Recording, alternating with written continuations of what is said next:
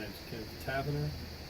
Student ID is E3001060. This is for spring semester 2017. We're going to be trimming the nails on the dog.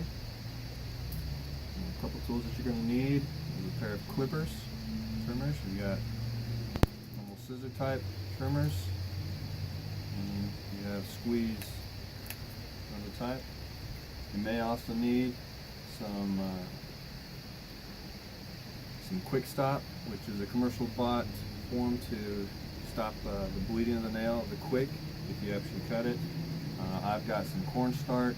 You can also use flour or silver nitrate. Now the quick is the cuticle portion of the nail. It gives the blood flow to the nail.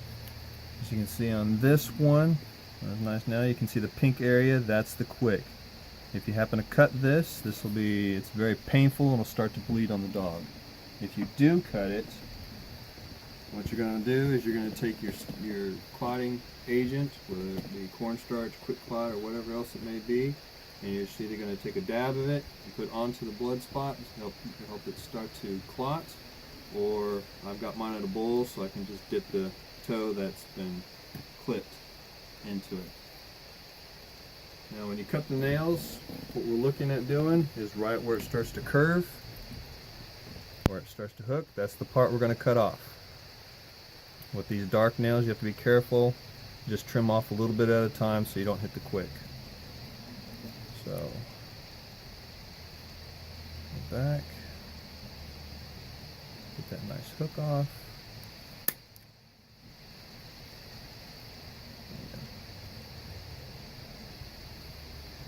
The lighter ones you can see are the quickest, so you know where not to cut.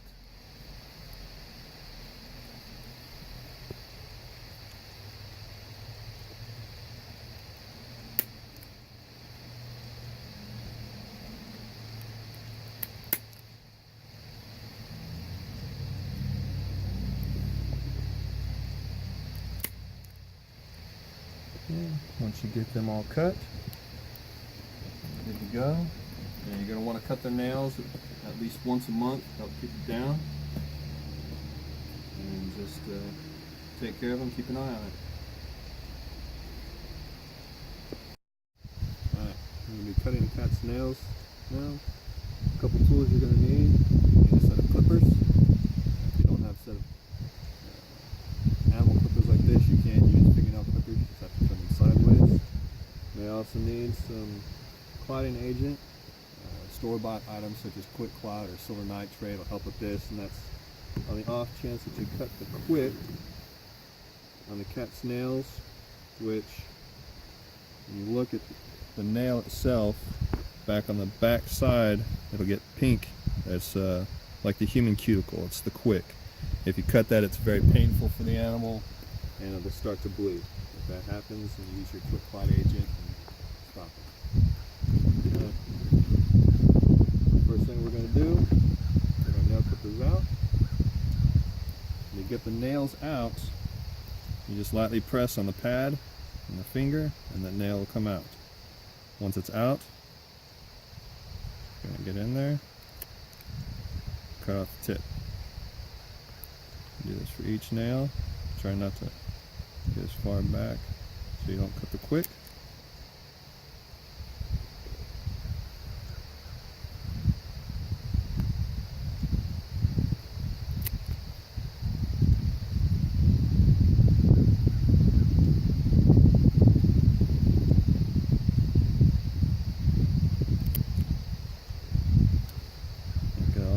All the tips cut off. This will help keep the cat from catching its nails on carpet or other items and possibly tearing it or pulling its finger out. Can't forget this last one back here. Let's do it. The last one. Got all the nails cut. And the dog. For our pill today, we've got a nice little treat. And make sure that you keep the pill between your finger and your thumb, your forefinger and your thumb. With your other hand, you reach in, grab the top jaw, make sure your teeth apart, what you have in between, You're going to open his mouth. Once his mouth is open, you're going to take the pill and you'll put it as far back in his throat as possible. Close his mouth, rub his neck a little bit, get him to swallow. The dog's been pilled. Alright, now we're going to be pilling the cat. Nice little treat. Nice little cat right here. So make sure you keep the pill between your thumb and your forefinger. With your other hand, you're going to grab the upper jaw. And then the hand that's got the pill, you're going to open the cat's mouth. Get him to keep his head straight. Once the mouth's open, take the pill, put it as far back in the throat as possible. Close the mouth.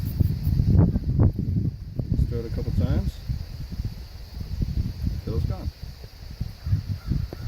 Catching in midstream urine from our male dog king here. I'm going to be using a ladle. You can also use other items, cups, bowls, whatever. For the ladle, you don't have to get as close to the urine though. So first thing we're going to do is we're going to come down, we'll find him a spot. You're going to want to be catching midstream, and that's to keep as much bacteria out of the urine sample as possible. So when he starts to urinate, give it a second or two, and then we'll catch midstream urine. So let's go get some urine.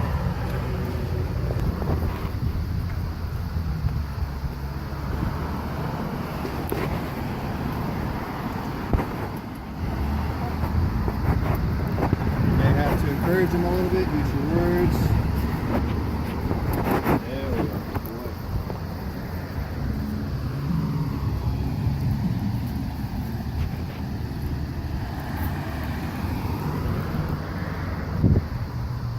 And once you've caught your sample, you can go ahead and transfer this to a cup that has been given to you by either your veterinarian or another clean sample.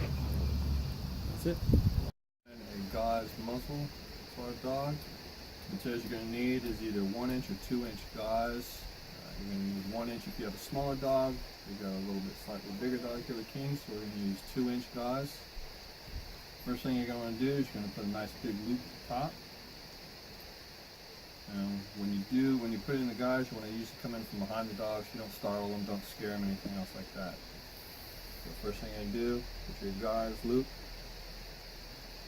over his muzzle, tighten it down, not too tight. You just want to keep it so it doesn't have, so he can't open his mouth.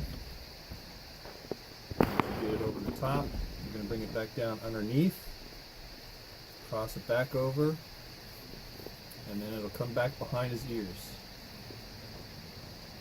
Nice simple way to do it, just put some little bow in the back, make it easy to slip off, get off quicker if you need to. So you don't want it too tight, just tight enough so he can't open his mouth. And then we're going to tie it off so he can get to it easily. So nice easy, can't open his mouth, he's trying to. Nice and comfortable, keeps him calm, keeps you safe.